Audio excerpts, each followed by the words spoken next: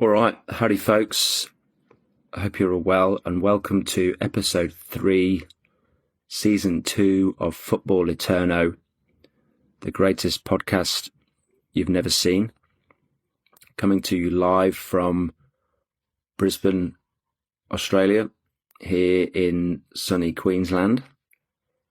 And this episode is titled Jude Bellingham and the Three Lions. And so we're going to get into that tonight. We're going to get into Jude. This episode arrived at my door early this afternoon, and I felt like I was going to go on a Jude Bellingham rant. Not a rant about him in terms of complaints, just go on a bit of a flow about Jude and see where we go with it. So that's going to happen. I do have some points to anchor me. You'll be pleased to know. I am aware that what I can do sometimes is I'll be talking about something and then something will come to my mind and then I'm off down that lane, and then whilst I'm down that lane, something else comes to mind and I go down that lane. Most of the time, I'd like to think that I arrive back at the main trunk of the main thrust of what I was talking about. Having listened to some of my podcasts back, that's not always the case. But in life, we take the rough with the smooth. I do remember one time, a story comes to mind as I say this. I was chatting to a lady, and I remembered something about something on my Instagram page. Now, anyway, in my mind, one of the gifts and talents that the Lord has given me is what's referred to as working memory. People often say you've got an amazing memory. I just have my memory. I haven't cultivated it necessarily, if that makes sense.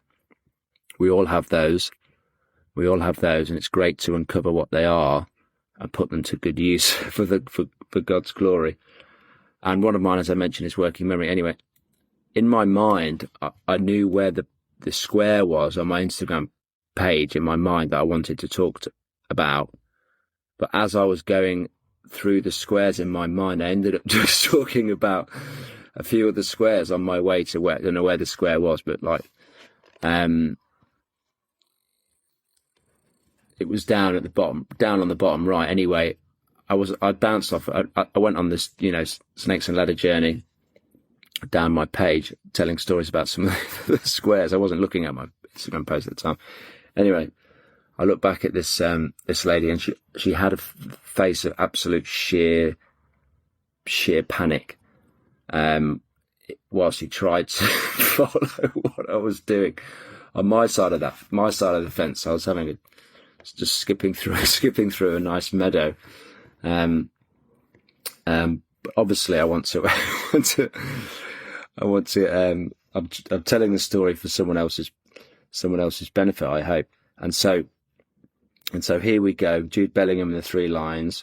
The Lord's given me, a great song today to play. So we're going to go with that as an intro. So here we go. It's called 12 to 12 by Sombr, S-O-M-B-R is how he spelt it. I believe that's how it's pronounced, but forgive me if I'm wrong. And he's got an official video, but I haven't looked at it. So just in case there's any satanic symbolism in it. Oh, there's a Hollywood sign. Anyway, we're not necessarily going to crack that open. I'll play the lyrics page. It has a pizza in the top left. Is that a reference to Pizzagate? I don't know, but we can't we can't be doing that all day long. 12 to 12, here we go. It's a great song. Oh, we've got an advert first. Apologies, folks, but it's slightly low budget at the moment, the podcast. So the content speak for itself. Here we go.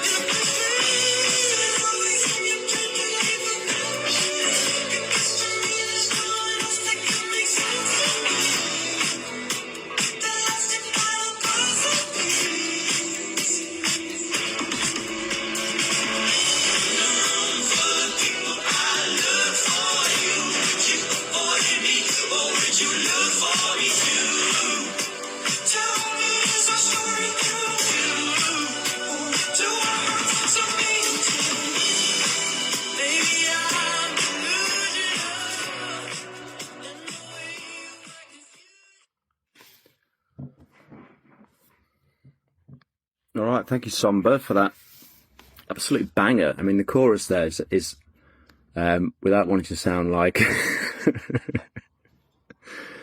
without wanting to sound like Alan Partridge, is an absolute toe tapper, isn't it? I was going to say, didn't want to sound like Alan Titchmarsh there. Nothing wrong with Alan Titchmarsh's voice. All right, guys. So, yeah, Jude Bellingham. I mean, we've got an absolute world star on our hands here in the, in the England team. We've got an absolute worldie, and I've noticed in the media where some people would prefer Morgan Rogers to start, and some people are like, I can't believe we're having this conversation. Some conversations aren't actual conversations that people are having until the media start having them. Thomas Tuchel has obviously fanned those flames with some of the things that he's said. Obviously, I say obviously, but he's doing that for a reason. If he wasn't a fan of him as a player, he wouldn't take him. I don't think he would bow down to that pressure. He's obviously trying to he wants everybody to fit into the broader vision and mission of what he's doing and team ethos. You know, amen to that. And we've got you know, and we'll come to this in the next part, but perhaps it's also a piece of man management for Thomas Tuchel, which could work out to be a stroke of genius as a strength of his, or it might not work. It might not work, and it might backfire. It might backfire. I hope it doesn't backfire, obviously, as an England fan. But we're going to see, and it's one of the most interesting stories about the England setup and the England journey for me with Jude. As an Englishman, as a man born in England, born and raised in England, he typifies and exemplifies so much of what makes us British and proud to be English and British in him as an individual, his personality, his characteristics, and how he operates as a player, like lung busting, plays with his heart on his sleeve, and we've got a world. He has a bit of swagger about him. I mean, if you go to certain parts of the UK, you'll find a lot of cockiness. I'm not pro arrogance. You just will get a lot of cheeky swagger, which when it's tempered with the appropriate reverence and humility, it has its place. Because he scored an over kick in the last minute, and so you know, if he's got the technical ability to do that. So for him, it's like when the ball's there as well, I'll just over kick that. And so we want to amen that, and we want that to be celebrated and allowed to flourish in the team, because when you've got that kind of unique gift and talent. One narrative with England is we don't do particularly well with our flair player. I wouldn't necessarily agree with that, actually. Not necessarily, but that's not what we're talking about on this podcast today. So what I've got for us, guys, is some information, some background information about Master Jude Bellingham. This is taken from Wikipedia, so may or may not be true. Jude's full name is Jude Victor William Bellingham. I mean, it sounds regal. It sounds regal, doesn't it? It's a great name. Bellingham. I don't know what the origin and the meaning of the word Bellingham is. I might Google that in a second. Jude Victor William Bellingham. Some nice English, British, regal, noble names in there. Jude's obviously a biblical name as well. It's one of the books of the Bible. Jude Victor William Bellingham was born on 29th of June, so he'll have a birthday during the World Cup. Praise God for that. West Midlands, mother Denise Mark and his father Mark. Irish descent through his father, Kenyan descent through his mother. His father, Mark, was until recently a sergeant in the West Midlands Police Force. Praise God for that. Thank you, Mark. We honour our public servants that put themselves in harm's way for the greater good. So thank you for that. And he himself was a prolific goal scorer in non-league football. Job, Bellingham's younger brother, is also a footballer. Shout out to Job. Bellingham was privately educated at the Priory School in Edgbaston, Birmingham. Played a tennis match in Edgbaston. Played in this father and son tournament with my dad, obviously. And we played against, you kind of got drawn with opponents quite far away anyway, so we travelled to Edgbaston. Sounds far away at the time in the UK, actually, just Leicester to Birmingham, but now I lived in Australia, not that far. Anyway, these guys, the father that played happened to win the World Father and Son tennis tournament the year before with his older son. Anyway, we got absolutely crushed, but it was a great game. Jude grew up idolising Zinedine Zidane. How awesome that he's playing at Real Madrid with the number 5 on his shirt. And he feels it very well. And then Bellingham graduated from Loughborough College with a BTEC, level 3, the good old BTEC in sport. I thought it was Loughborough University. I played tennis at the Dan Maskell Centre at Loughborough University. Played against their football team a couple of times for the Leeds Met. Obviously one of the strongest sporting centres in the UK. So that's a bit of background about Jude. Interesting stuff. Not surprised that he was educated privately. Not that he's a toff. I could just tell he's well educated, speaks well, holds himself well, manners. Often these private schools have like pillars, virtues, values, bastions that they uphold and teach. And they're all about building character, virtues, all that kind of good stuff. And he does speak well, Jude. He's got a level of maturity, there. I'd be interested to dive into that a bit more. Anyway, that's an interesting mix because it sounds like he's got really good grounding, but good education. That's obviously a priority for his parents. Again, I don't know, but it's where my brain goes with it. I'd love to dig into that a bit more. The stories galore with every single human being created by a creator. Dude's got his own story and it's ongoing. AI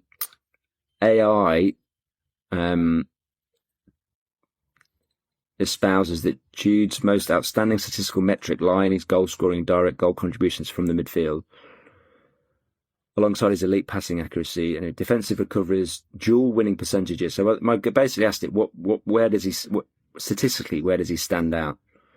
Does goal contributions, he consistently outperforms his expected goals. Obviously, over time that will change because if he consistently does that, then he'll have higher expected goals. Late, well-timed runs into the penalty box. We saw that during that prolific season that he had. And he's got very high conversion rates. I don't know the exact numbers on those. I'd like to dig into that, but that's not what we're doing here. Dribbling and ball carrying. Got good stats for progressive carries and successful take-ons. And he regularly ranks at the top of the charts for driving the ball out of the defensive third into the attacking half. Also, defensive actions and duels. Defensively, Jude ranks in the upper percentiles for tackles, interceptions, ground duels won.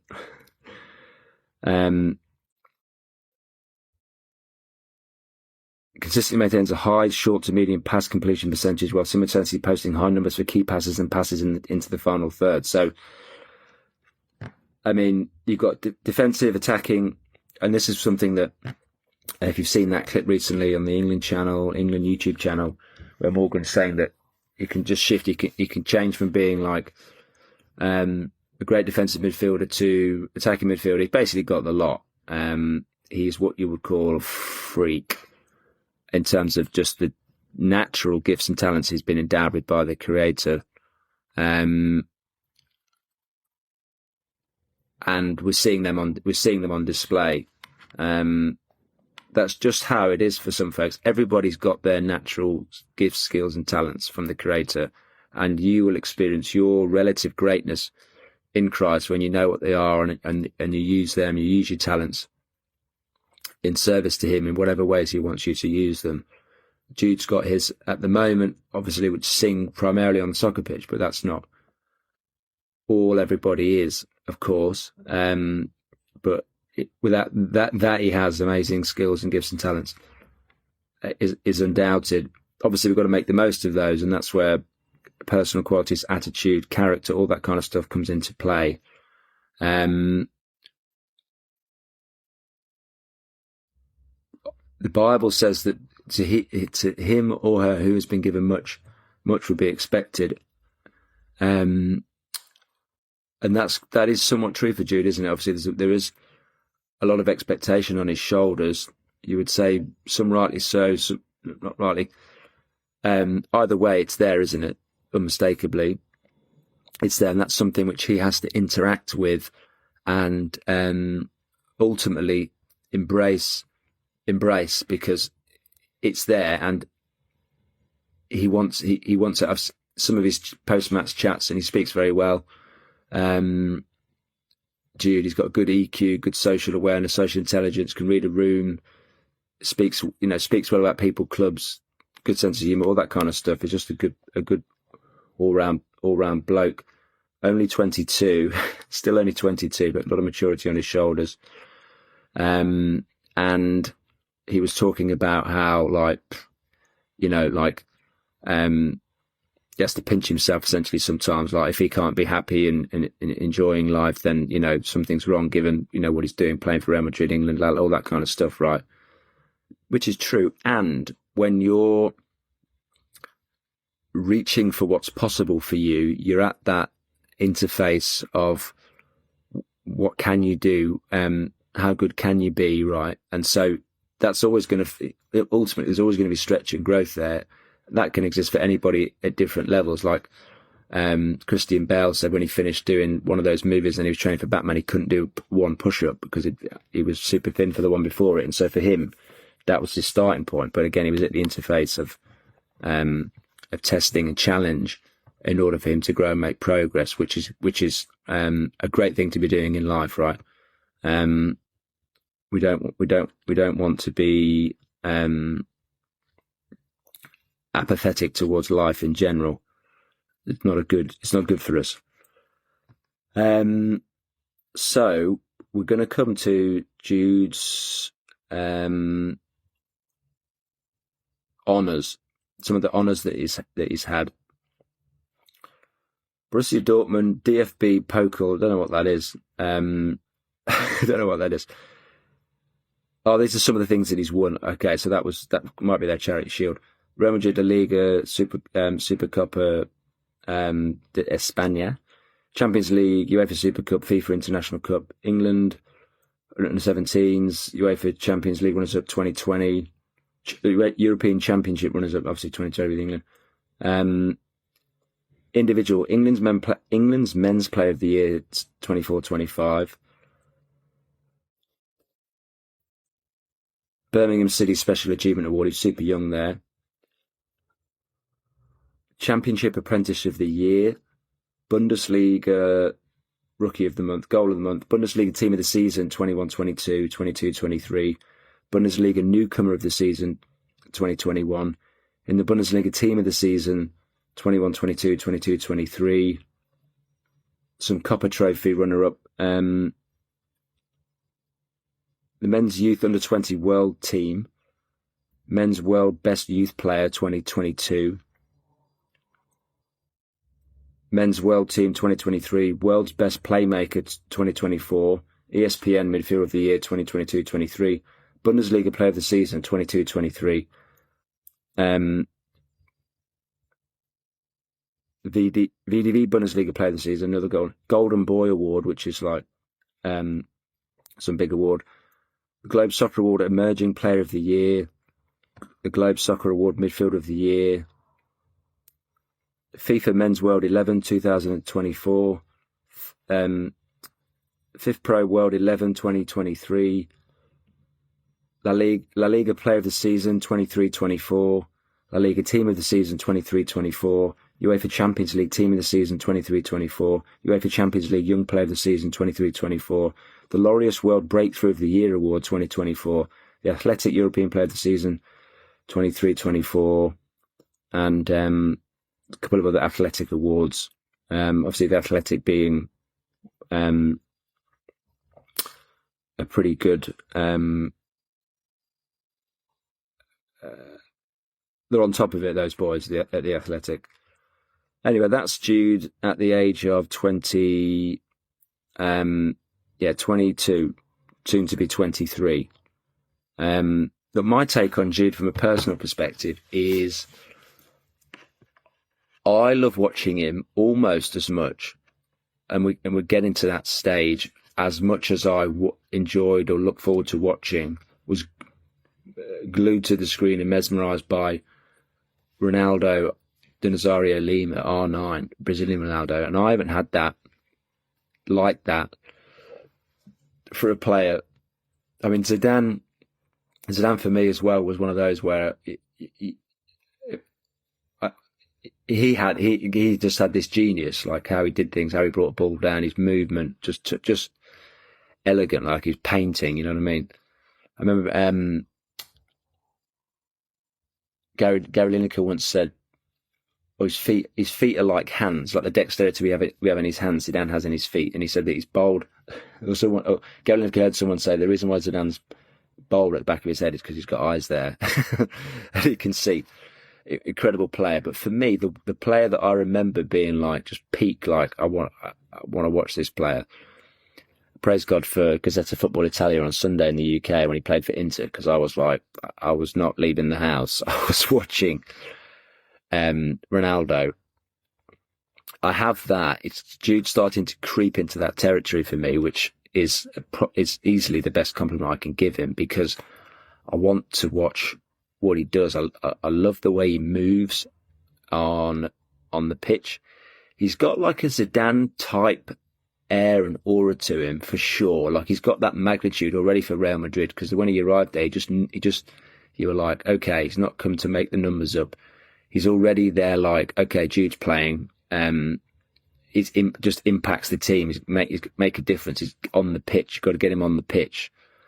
He's going to make a difference. And the way he moves, like a control, and he's one of those ways, top speed sprinting. It looks like he just caps out a bit. So he could work on a bit more fast twitch stuff with his feet to get even faster, because he's still growing into his body at 22. So he'll be an absolute beast at 25, 26, Lord willing.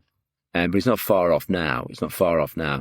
But he will continue to mature physically and everything that will come with that. But he's already got that gravitas, is probably the right word to say. He's already got that gravitas on the pitch. He's just one of the world's best players, without a shadow of a doubt, absolute shadow of a doubt. And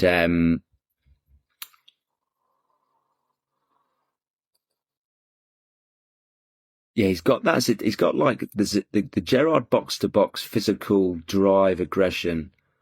He's got like a bit of, Lampard from a goal scoring perspective. Scholesy could arrive well in the box as well. With like the Zidane sort of swan-like grace, like how Federer moves. He's got a bit of that going on.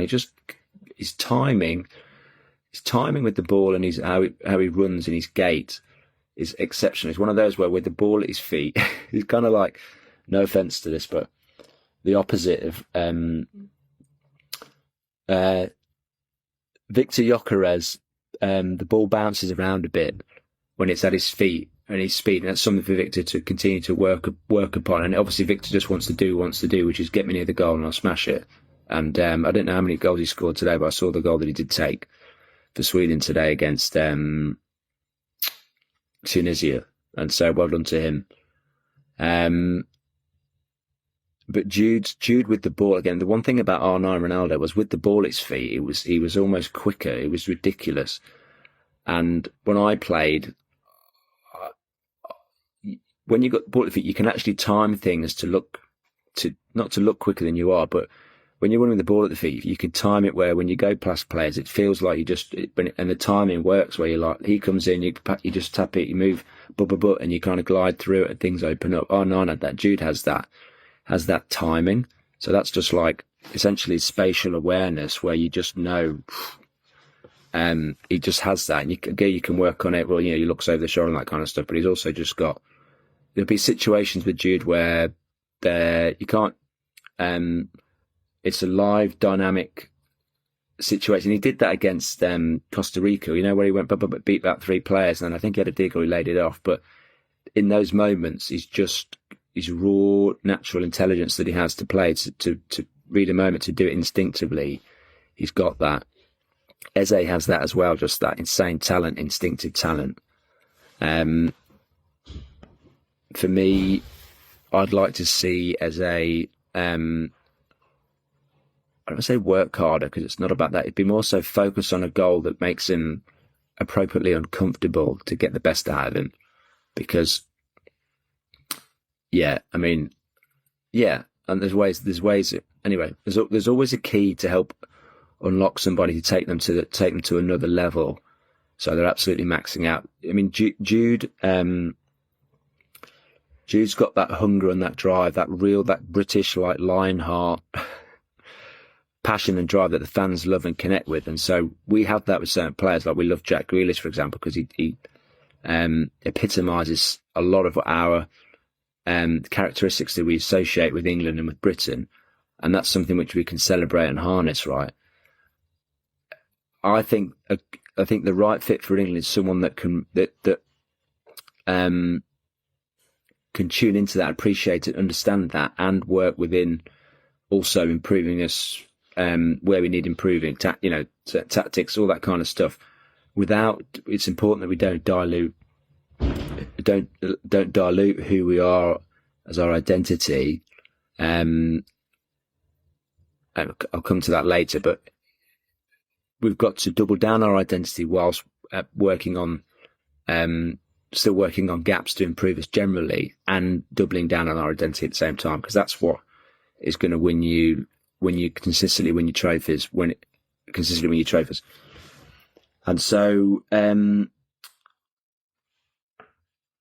going to come to some. So the next bit is man management. Thomas Tuchel. I'm just going to have a drink of this. I don't have any sponsors yet for the podcast, so offers are all welcome. Offers are welcome. Currently drinking a Remedy kombucha, or prebiotic soft drink, it's referred to, soda lee, passion fruit.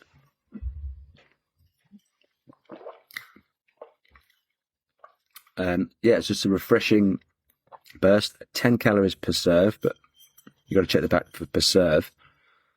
Because if they've got 59 serves in the bottle, you're in trouble.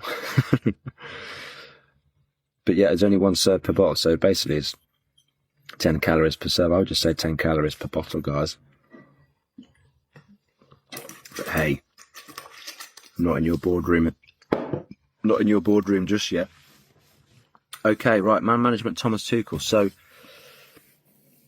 on the previous episode, I talked about seeing some clips of Thomas where he wants to really, especially at PSG, where he talked about can't wait to connect with the players and get hold of them, put his arms around them. He obviously wants to get in there, get mushy with his players, which I love. The situation with Jude is, I don't know, and that is true. I don't know how it's going. But if he turns it into a power struggle, I don't think it's going to work, because I don't think Jude's that way orientated, and also he is where he is. He's 22, and whilst he is doing extremely well. I don't know. There's like a duty, and I don't. I'm not saying it. I literally don't know anything really about Thomas Tuchel whatsoever. I'm just kind of tuning in to, like, how do we get the best out of Jude? And because there will be a way. Now, certain managers could do things a certain way. For example, Mourinho had a certain way and certain style of players, and he's obviously quite adaptable in changing it, but it still fits into his way of doing things. Zlatan, John Terry, all these guys speak about, basically to bleed for this guy, and how Mourinho turned, Zlatan just said he made me feel like he was basically just a lion on the pitch and helped bring that out of him. That's awesome. With Jude, what's the way to go? Don't know. I don't know. Sometimes you can ask a player, but they might not know either, because they might go, look, I just need someone to know how to help get the best out of me. And so sometimes I think I've listened to Jude and I think, was it after the New Zealand game where he was a bit like, I'm not sure I'm coming in. I mean, he's wonderfully honest, but there's a time where we all need a hug, and then when we all need to be pushed to our next level, in an appropriate way. Basically, I'm not a fan of somebody going to the next level, let's say from a development perspective, with detrimental consequences. Let's say, for example, Andre Agassi writes in his book about, my dad helped me become a great tennis player, but I'm not sure the trade-off, as far as Andre Agassi is concerned, might have been worth it. Maybe not. But anyway, I'm alluding to a point there. And so, because what I'm wary of or conscious of is that when Jude scored that overhead kick and he said, "Who else?" Firstly, I don't have a huge problem with that, because I don't necessarily understand the full context about it. Obviously, he was getting some, he gets pushed and probed by the media, and on the whole, he does very well. Sometimes he bites back a little bit because he's like, hey, and he's very normal and honest with it, and so he's got an authenticity there and a genuineness that I like. And he's still a young man, and there's a lot of weight and pressure on his shoulders to take. And so there's the duty you can. I know there's a lot being done in the game about player welfare. Absolutely, I'm sure England will be on top of that. And we're talking about exceptional circumstances and situations here. And we're talking about the top of the game, the top of the profession. And with Jude, one thing the media would try and do, or the snake in the media, let's say, which isn't necessarily one person, it's just the snake, the serpent in the media that is it exists to the detriment of players ultimately, and it's selfish and self-centered, and doesn't really care what's going on. As long as something's going on, they might push a narrative, push a scenario, a narrative to probe, to get a reaction and response, and then report on it and make money off it and be like, oh, look at this. And it's like they totally just engineered that. There's plenty of examples of that where the media will try and put your arm around you one minute, whereas it's really just a politician's handshake. It's the other hand's crossed behind their back, if you know what I mean. And so there's a level of deception and snakiness there, which is, again, if we go biblical, we know where we find that origin. And with Jude, the media might want to necessarily continue to put the weight of expectation on his shoulders, so that either he essentially has like cracks as a person, which again, if you look at people like Britney Spears or something, it's just, oh look, she shaved her head and this, oh great, let's report on it.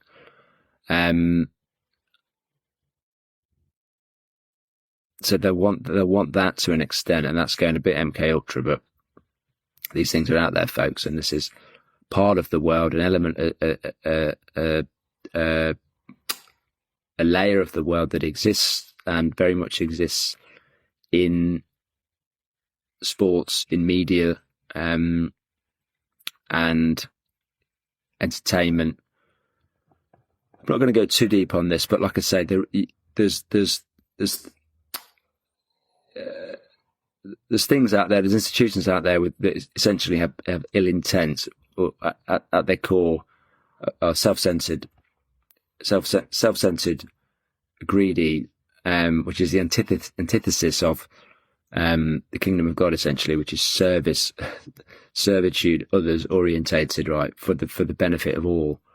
Because if everybody participates in that, then you've got all the care and attention that you need. because it's you're giving out left, right, and centre, and it's coming to you left, right, and centre. So everyone's taken care of, and that's the best way to operate. The best way to structure things is always a kingdom. You've got to have, depends on the king depends who's on the throne. In our instance, we have Jesus Christ on the throne. He's the King of Kings, and in His kingdom, everything flows and works perfectly because the one on the throne is perfect. And so when we come back down to where, from Jude's perspective, we've got the media will be pushing things with Jude. One element is that he basically cracks, can't deal with it, and then they'll just report and follow that route through wherever it goes. Another thing would be that he takes on too much during the game. So he because he knows he can influence games, he knows he can grab games by the scruff of the neck. He knows it can be like, right, just give it to me, I'll make something up and I'll do it. And you can see that in some of his previous games for England, where he's just everywhere, leaving it all out there.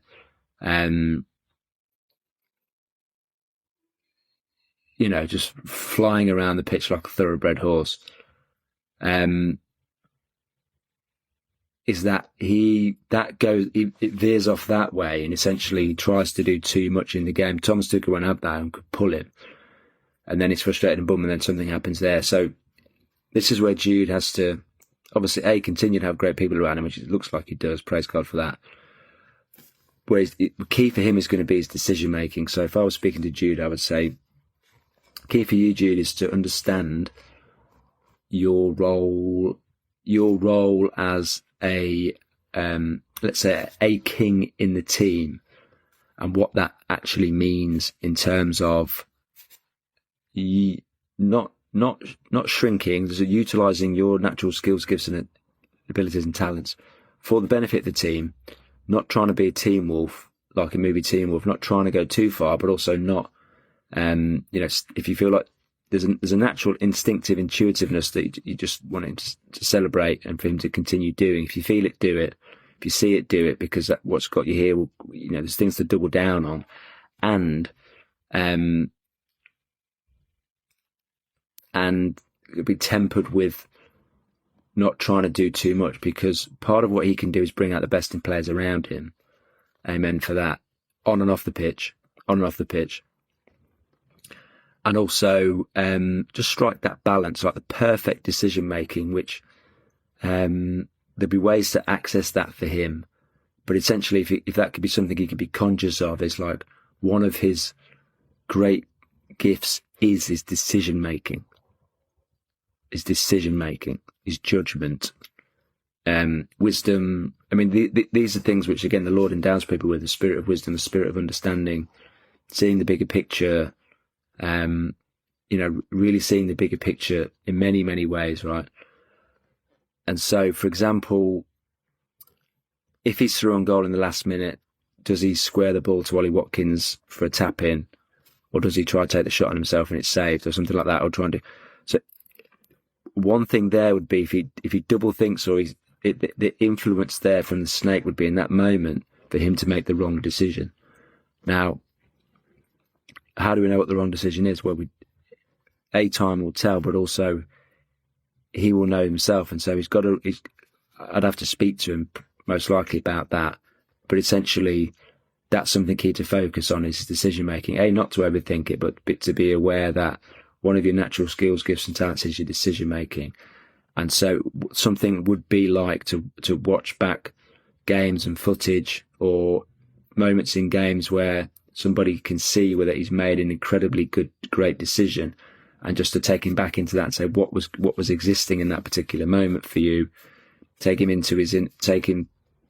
back into that, not without don't need hypnosis, you just ask the right questions in the right space, take him back there. So when he taps into that, he's found his pathway, his river, if you like, that enables him to activate that, so he can duplicate it more often. Again, this is all without overthinking, but essentially, once you've unpacked it, you can pack it back up, put it back in the box, and he's away, and he's unlocked a key about himself, and chocks away. You don't need to revisit it unless there's a need to revisit it, right? And he might become more curious, but there's ways to work with players in that regard. So definitely his decision making there. Definitely his decision making there. All right. Next bit is nations and styles. And so one thing that I was chatting about with someone from work today is that nations, often what you see is they have their own styles. For example, and there's Jurgen Klinsmann, I referenced this in the previous podcast, Jurgen Klinsmann's episode on the overlap with Gary Neville et al. Is a great one. And they did a great job of letting him tell his stories. But I did, probably because they were super interesting. They were. And he spoke really well, Jurgen Klinsmann. And he was saying about, because he played in France, played in Italy, played in England. Great story about how his dad sort of said to him, you and other coaches at a certain time said, you need to go overseas, mate, and that's part of who you are. And amazing how it's so important other people play these roles in our lives to give us this feedback, and if they see something, bold enough to say it. But principally, Jurgen was talking about how in Italy, losing was like you just didn't lose because you had to save face, and so even if you drew, you're okay because you've saved face. Losing was just like the worst. So that culture was orientated around that, and they call that catenaccio, I believe, which is this defense, right? And now we do associate that, like you see, I can't remember the guy's name now, the Juventus centre half with the nose almost as big as mine. These celebrate tackles and blocks like he'd scored a goal, and they're awesome. Just people that live for defending, right? They just live for that. That's something you associate with it. So you also associate incredible fair players, but that's woven into their culture and their identity. That would be always something to double down and honour, because that's part of their identity, and that's a great thing. Often what we can see in the world is sometimes in certain countries, like for example in England, like a St George flag, and I don't know where it's at now, but it can sometimes be associated with like fascism or neo-Nazism or skinheads, and it's like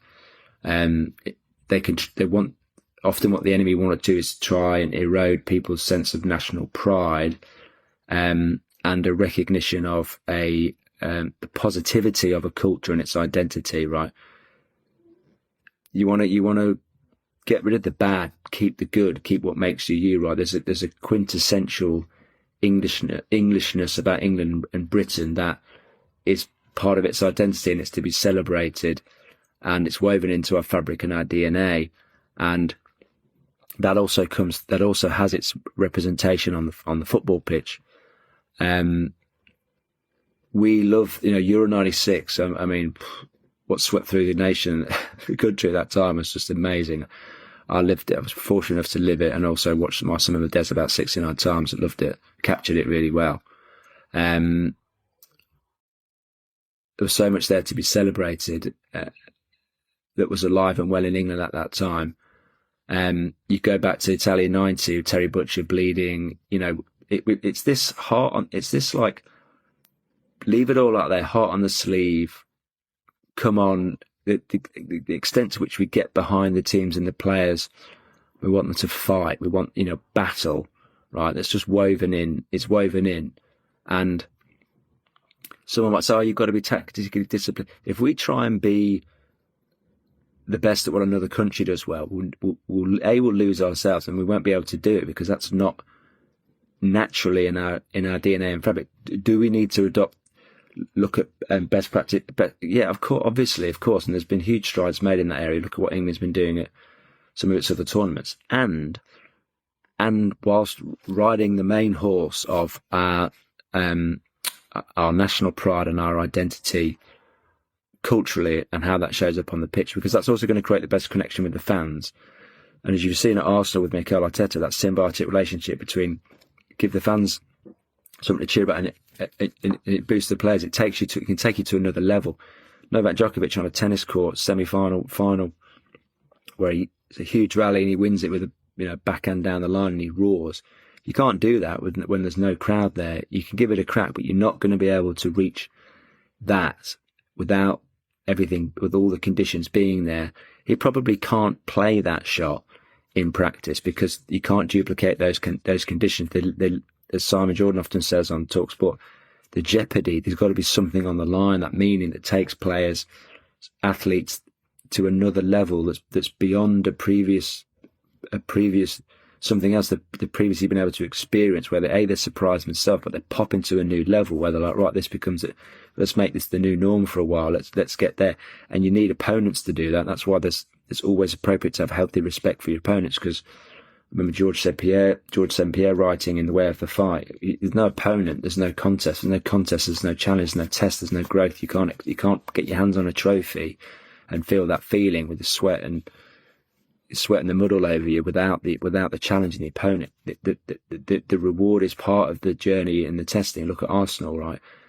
I'm sure if they didn't have the challenge that they had, dropping back, then having to come back, and previous season, it wouldn't have tasted like it tasted. And if you ask them how good did that taste, they're going to say, yeah, it tastes pretty good. And so it's all woven into it, right? It's got to be woven into it. That's just how it works. No one's going to give you the World Cup, right? You wouldn't want it anyway. Oh, here's the World Cup. We don't want it. You want to earn it, right? You want those fights, those challenges. You want to play against the best. You want the opportunity. And so, you look at Brazil with the flair players. They look like a younger, somewhat naive version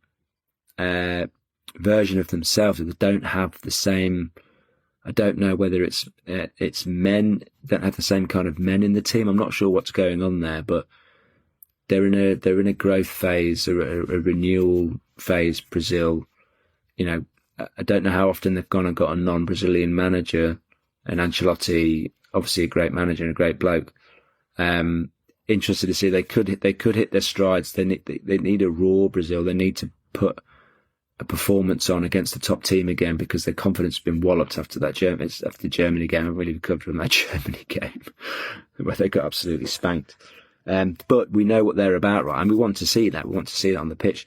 We know what the Dutch are about. We want to see that identity.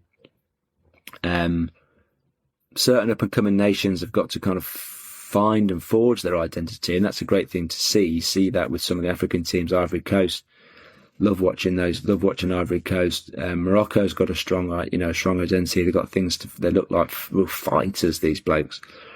Tenacious fighters, Anyway, there's so much to dig into what you see on the pitch, that manifests on the pitch, that for me is one of the wonders of the World Cup for sure, is how cultural identity weaves into performances on the pitch. And that's why I think it's so important to bring the best of your country to the table,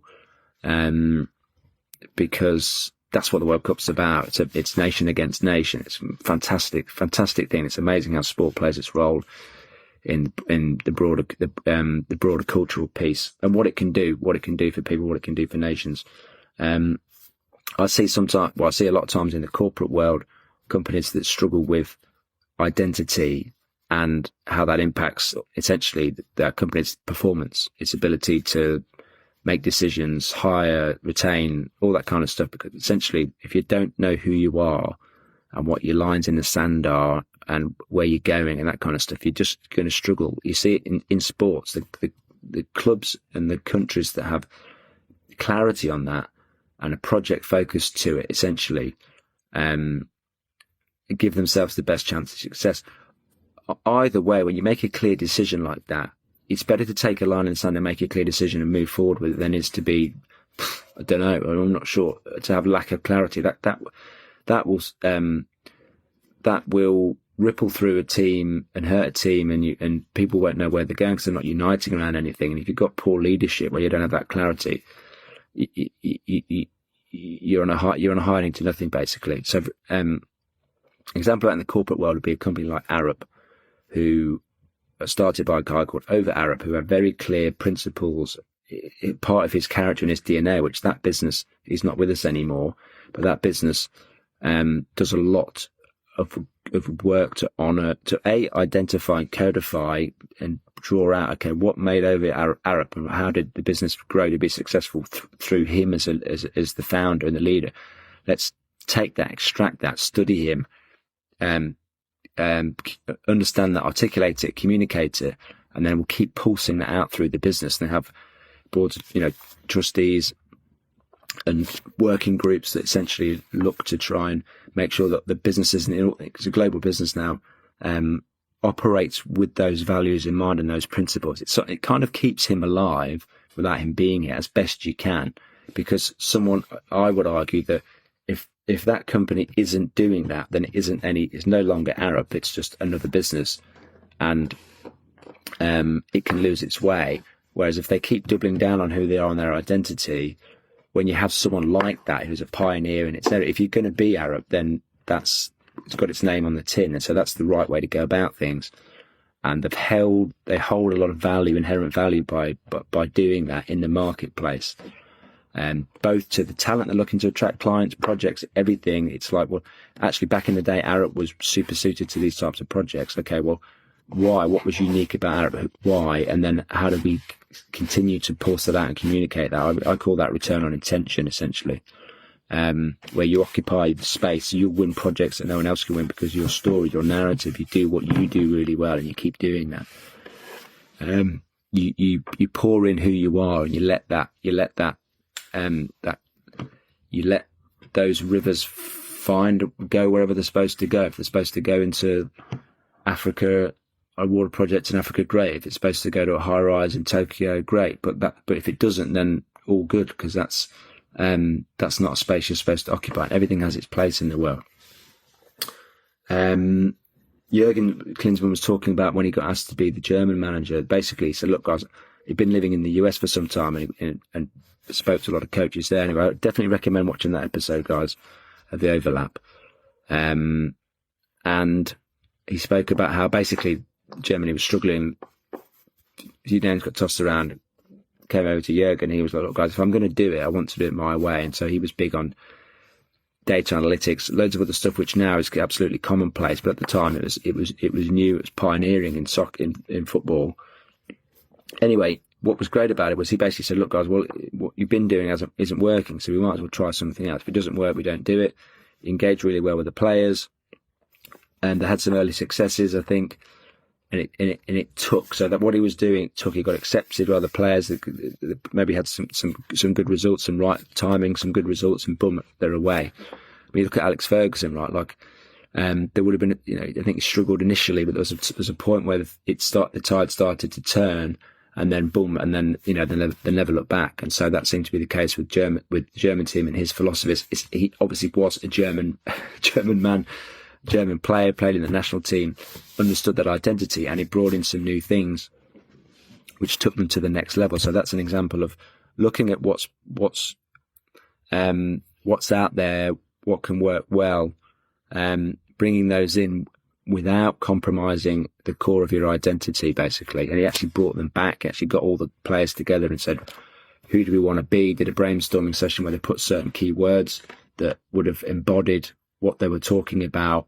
And then they went from there. So it sounds like, I would love to see a documentary of that, but that's also just a great leader in what Jurgen Klinsmann's doing. He might not have thought himself as that, but actually his style, which would have been different to how Jose Mourinho would have done it, it worked really well. So there's so many ways to be a great leader, and there's so many things that can make him a great leader, but that's an example of right person, right place, right time. If he came in now, would it work? Don't know, but it was right person, right place, right time. And there often is there's that timing, there's an apex, a time where certain things collide, if you like, or unify at the right time, where they line up and poof, something magic happens. And my hope is that it's here with England in the World Cup. If it's not, then I put my hand up to help England in the next one. Put my hand up to help England in the next one. I've got a few good ideas about who I'd call into that, for sure. Get Rio Ferdinand involved as well. Okay. That's most of the things I wanted to talk about. Oh no, the 3 lines, sorry. A couple of other things to go before we finish. 3 lines and the rise of a nation. I've got that written down. I don't really know what that's about. Interesting, the 3 lines. One thing I like to do is look at, there's a guy called Joey Durso, Joey Durso, Durso, and he talks a lot about why certain countries, what's in a badge and what it means, and breaks it down. I find it fascinating, very interesting. That's his Instagram profile name. I haven't seen. I was looking for if he did one about the 3 lions. I couldn't find one. But for example, interested in the Arsenal logo with the gunnery, right? The Arsenal gunnery, their history, where they came from. How did they get that name? Interestingly, Arsenal changed the direction of their cannon from left to right, I think, to be more looking forward, new direction. These cultural pieces, when they actually mean something, where it actually comes out of a genuine, meaningful conversation, they carry that meaning, and so they're really powerful tools to create progress and movement and waves that people can grab hold of and ride. The way you've got meaning and the power of story, right? You're harnessing the power of story because it means something. It's got real inherent deep meaning. It's got incredible value to it because it's coming from history, real people, real times, real challenges, real origins where things were birthed and created that these important parts of society, right? It can be incredibly powerful. When you get places and teams that come in where it's people are disillusioned, where you've lost that identity, the opposite of that is confusion, chaos, right? You can't unite around anything, right? You're gonna get smashed by another club or another organisation, another team that has a unifying messaging, unifies around its key identity, key principles. Something like, for example, and this, obviously marketing and branding does a great deal in that. But again, when it matters, when it's meaningful, when the connection is there between the people in the organisation, leading the organisation, and the connection there, that's moving towards optimal conditions for success. There's a lot more to it, but you've got to have something at your epicenter, right?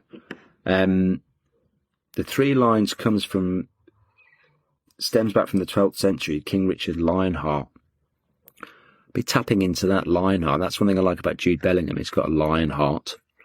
He's just got that. You see it on the pitch, like he would die. You just like, I remember playing with played for YMCA in Leicester. There's a guy, centre half, Paddy. Oh no, what was his name? He wasn't Irish, by the way. I can't remember his name. Anyway, he would literally like put his face in front of the ball broke to a striker in a busy box, and the striker's going to fire one in from about 8 yards. He would just put his face where the ball is. Like he would just die to stop. He was insane. Like I was like, blimey, like how much he just put his body in that on the line to stop a goal. So he sometimes would slide in and a striker would just, do a dummy shot and just jink past him. But the extent to which he would slide in to try and block something was like, he'd be sliding about 5 seconds later. We're taking kickoff and he's still sliding somewhere off the pitch. Like just the heart and the effort that he put in was great.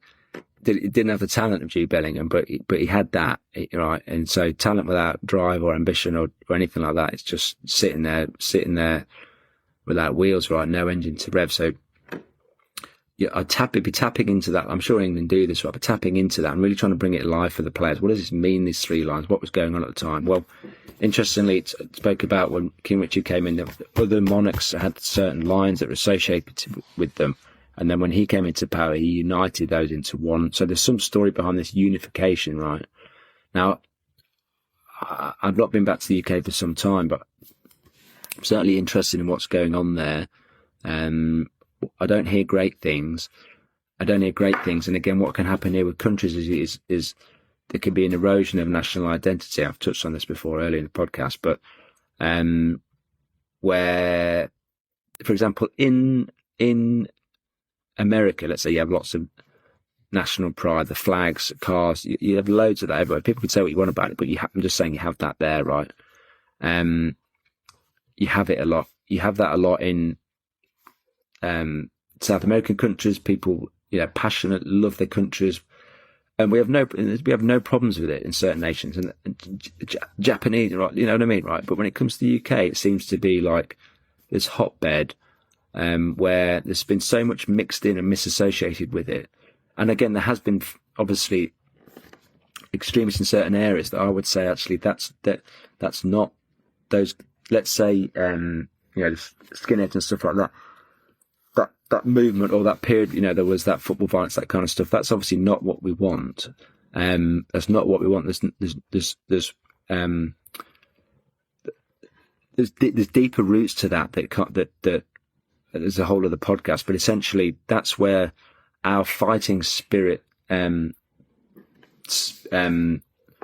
was fractured in ways where we turned, men turned on families, we turned on one another, country, and obviously you get that tribalism a lot, and you get that with clubs and stuff like that. Again, what I'm saying is there's an appropriate level of that where it's optimized and maximized in our DNA, and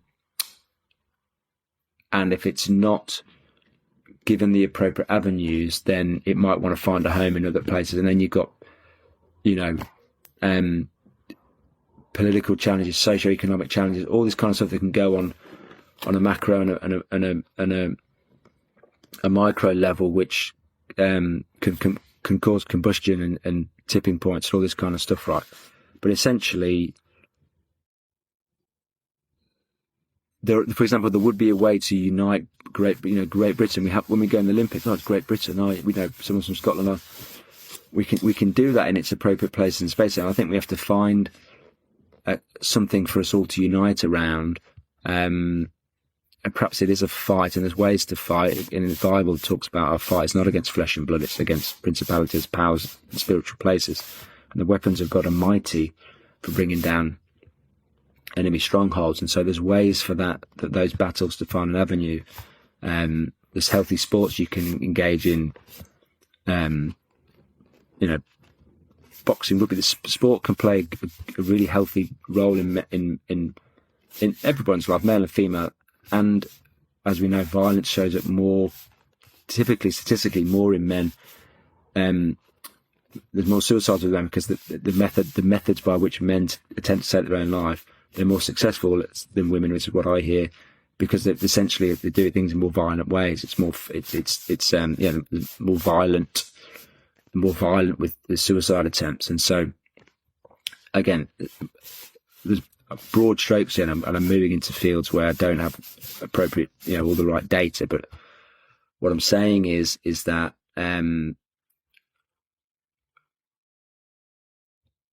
we do want to see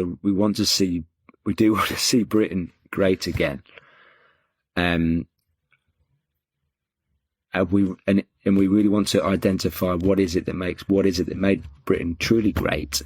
Again, because people say, the empire and colonialism, I'm not talking about that. I'm saying what made us great, what positivity, what did we pour out that was, for me, I would say positive associations of Christianity. What good do we have? What are our roots and our foundations that are good, that are pure, that God approves of, if you will? And how can we reconnect with that and pulse that out in a way that sees us to return to glory, for God's glory, and for essentially the benefit of humanity. And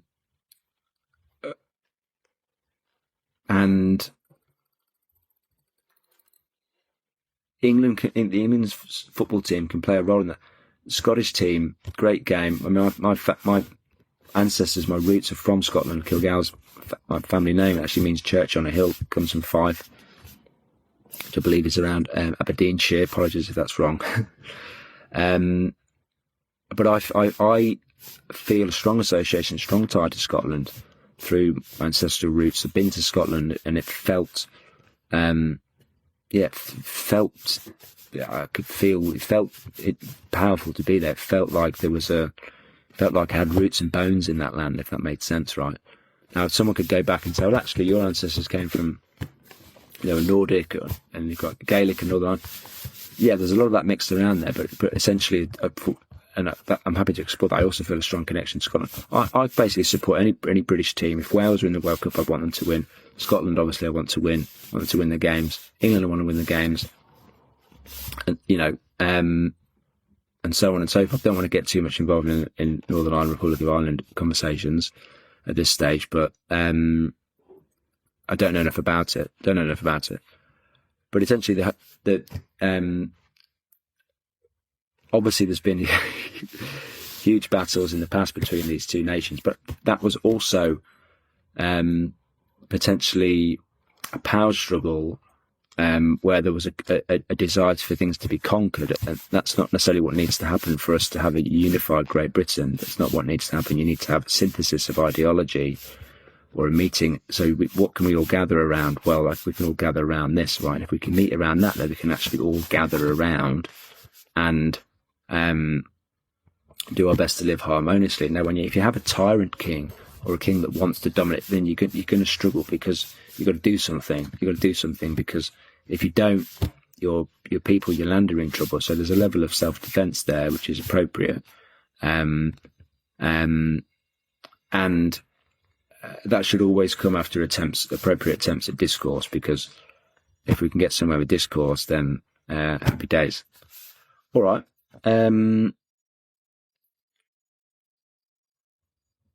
That's that. That's that. I'm really keen to see what the Lord continues to do through the World Cup. It's great. Enjoying it so far. I really loved how the German players prayed with the Curacao, I've said that wrong, butchered that, players after the game. That's the kind of thing I'm talking about, where you have the battle on the field and then they unify around that why, because that's the most important thing in their life. They can unify that because the players said, well, we're brothers. Ultimately, we're brothers in Christ. Christianity is inclusive. Everybody's sinned, and Jesus died for everybody's sins. If you operate at that level and just focus on that, not something else that's lower than, we've got a great chance at unification, because we're all created. We've all been created by God. We've all sinned. We all need a saviour. Jesus Christ is the King of the universe. I know that because he's revealed himself to me. People that don't yet know that are those that 4 years ago I was somebody that didn't know that, and then he revealed himself to me, and so that now I know that, and so that's basically all that's going on. There's a wonderful domino effect happening, where one candle helps light another candle. It's all the Lord's doing, but I pray that that the Lord continues to be glorified through this tournament, and that it's a blessing to everybody. Everybody's safe and well, and we enjoy the World Cup, and also we can tap into it's a good thing to tap into the deeper meaning of things. It's not just a superficial sport. There's some great stuff at play. There's some great stuff at play here of real meaning and value.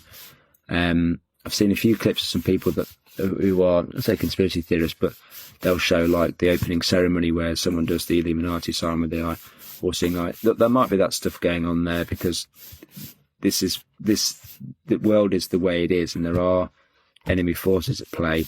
Thankfully, praise God, I have a lens of looking at it through.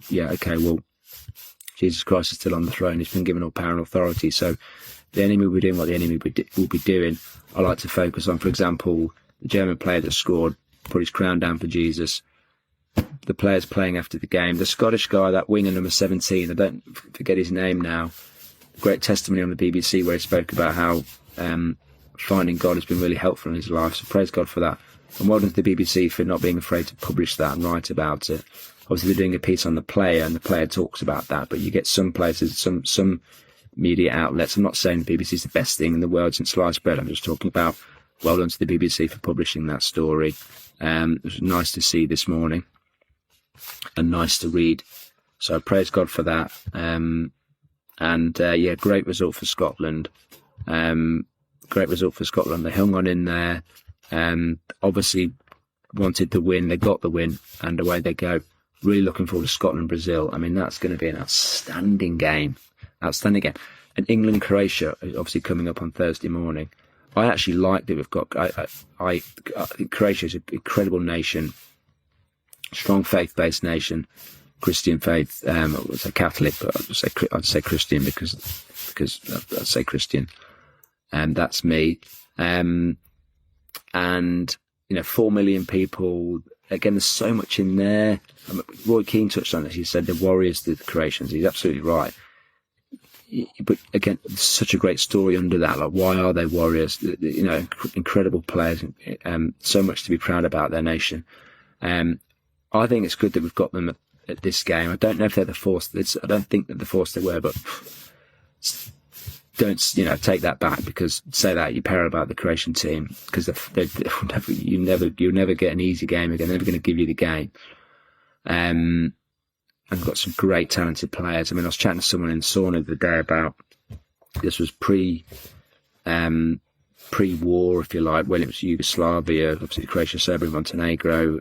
I don't know all the full ins and outs there, but I remember saying that Robert Prozinecki was, for me, Zdaneski's touch and stuff was insane.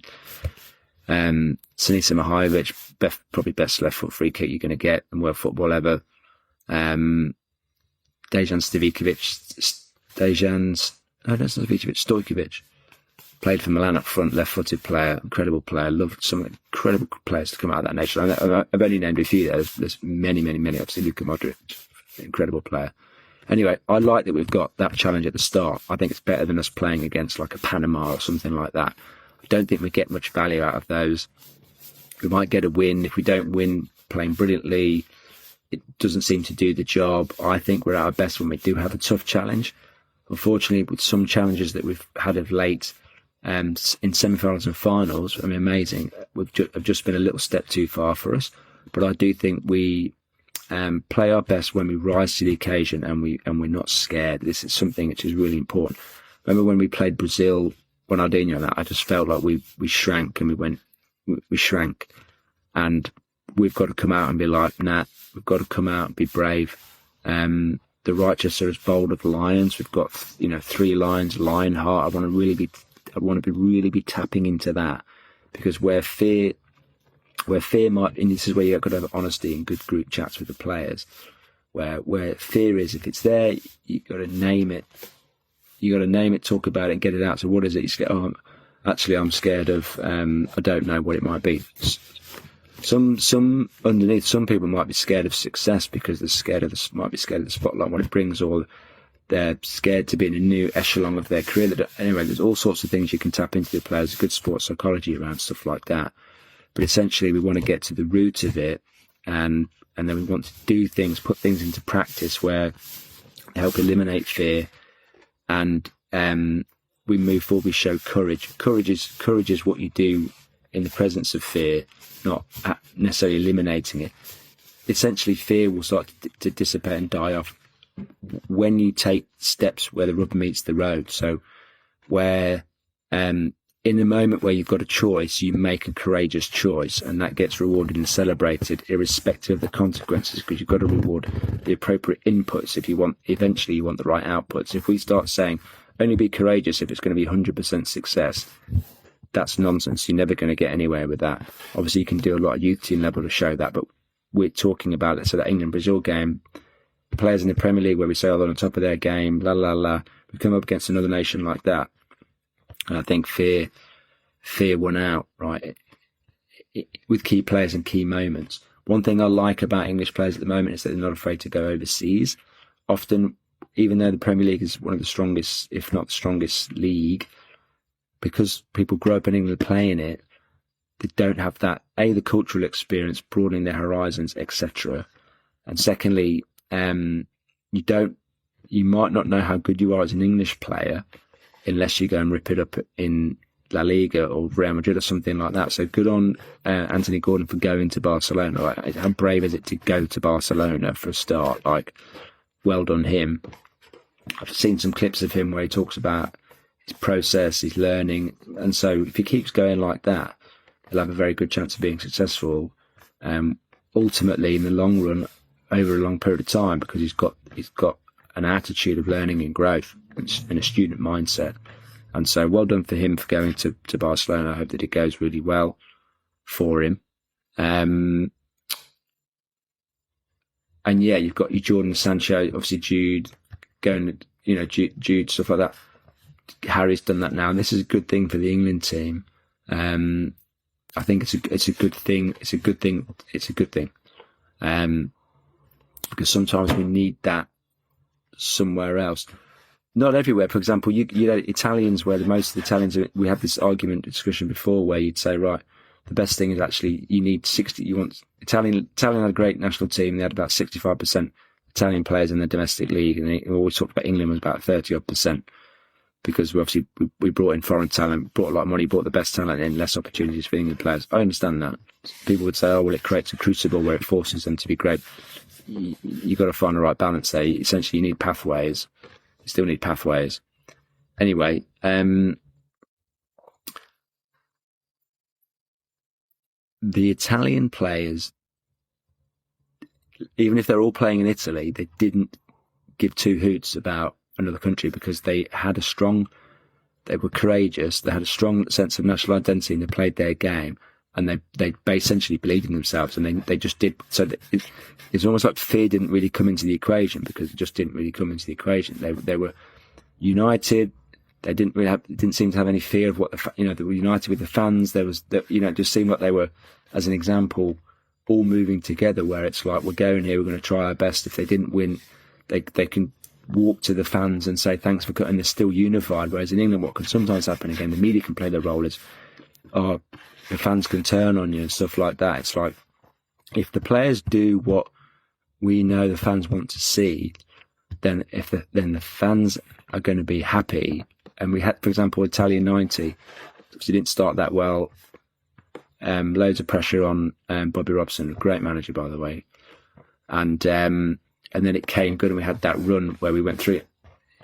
Again, England 96, only fond memories and goodwill went to the players there because they want to play with a level of freedom, permission to be themselves, kind of thing, right? Tony Venner was a great manager at the right time there, but you know what I mean, right? We could have won it on another day. We could have won it, and there was so much in that was wonderfully British, right? And that's my point. Is some of the England, I don't know who was manager there, maybe Capello, but that Brazil game, there was so much that was off that meant we came up against the team. Brazil still had that aura at that time. We shrank. This didn't really happen for us, right? And so, there wasn't really that much belief there. Whereas if we're like, well, I don't need a belief. I'm going to focus on playing courageously and giving it our all. And when the whistle goes, and I've left it all out there in the right kind of way, right? And so, if you do that, if you do that, you're gonna feel proud of yourself, right? And so it will be what it will be, right? There's so many things that you don't need to worry about. And I know this is easy to focus on what you can control. And again, there'll be sports psychologists galore for this.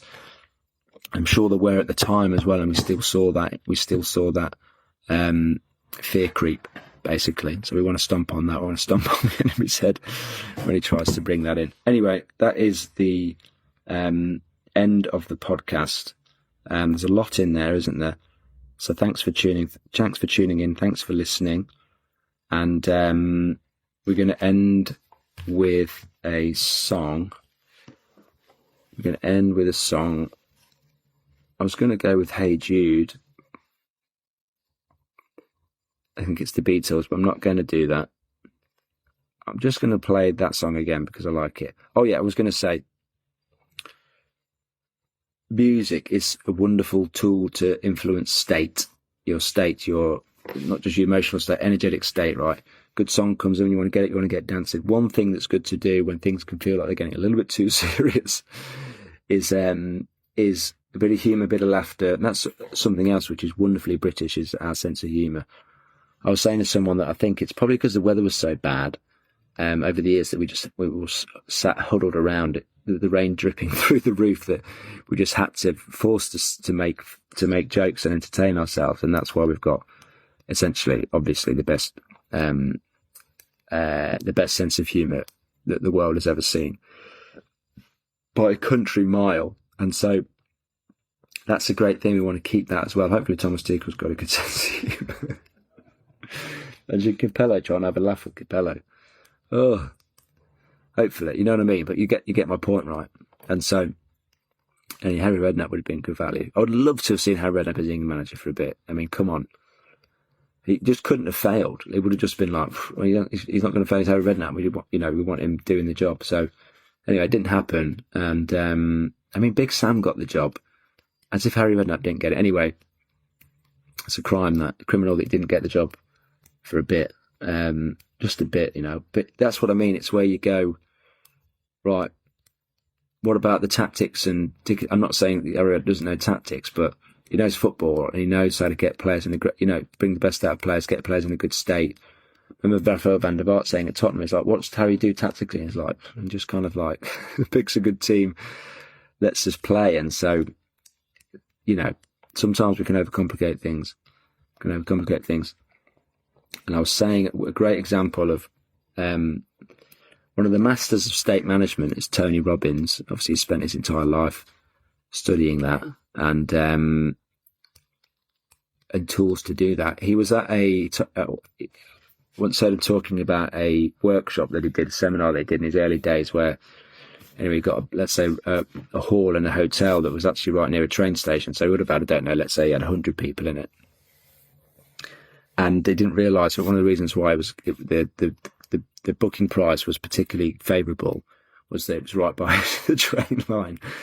Anyway, being the master in state management that he is, what he did was, he said, every single time the train, because he could tell people were getting frustrated, so he said, right, every time the train comes by, everyone's going to just start laughing hysterically. And everybody did it right, and I can't remember what it was, but he did it. So I did one of his events. I did his training course, one of his training courses, to be certified. Anyway, you learn some amazing stuff in it, like the why behind why he does certain things. Incredible to get behind the workshop, see it from a workshop perspective, right? How the tools work and why he uses them. But I also did one of his online events at an event. Anyway, he told that story, and then he basically did it. So you'd be in the seminar, and then any time you heard you just started laughing hysterically. Anyway, it worked. Like, it's so, you can't do that. Once you do it, if you just were at home now and you started laughing, making yourself laugh, and you're laughing hysterically, there'd be a point where you would actual laughter would kick in, and it can become its own runaway train, pardon the pun. Anyway, obviously laughter is great medicine, and you've got to have the right mix. You've got to have the right people in your camp. Someone invaluable to a team would be someone who's just funny, or like has their own quirks and stars, where it in its own way it's perfect. But if someone was trying to be perfect, they'd probably mess it up, because sometimes things just happen seemingly innocuously, and it all fits together and it works. And so,